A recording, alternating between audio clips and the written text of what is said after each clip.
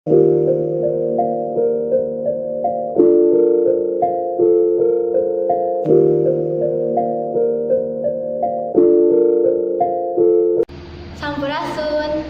abdi bade ngajelaskeun upaya pikeun nyegah virus corona anu tiasa dilakukeun ku sararea dina kagiatan sapopoe.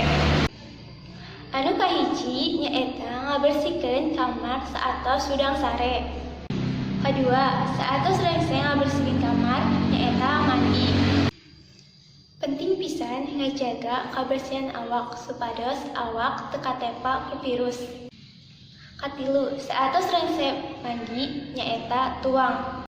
Langkung sae tuang masakan anu dimasak ku sorangan, libatan mesen di luar.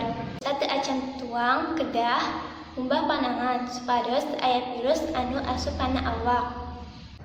Berikut ieu 6 langkah cara ngumbah panangan anu bener. Mimiti basehan panangan nganggo cai anu ngalir. Teras nganggo sabun. Kahiji, gosok kadua telapak panangan. Kadua, gosok punggung panangan kenca sareng katuhu.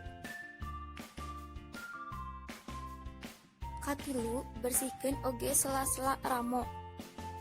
Kaopat, kadua panangan kuncikeun. Kalima, kadua ibu jari digosok secara memutar. Kagenep, bersihkeun ujung ramo sareng kuku secara memutar. Saatos eta, bilas nganggo cai anu ngalir. Keringkeun panangan nganggo handuk. Teras, saatos tuang tong hilap minum cai anu seueur.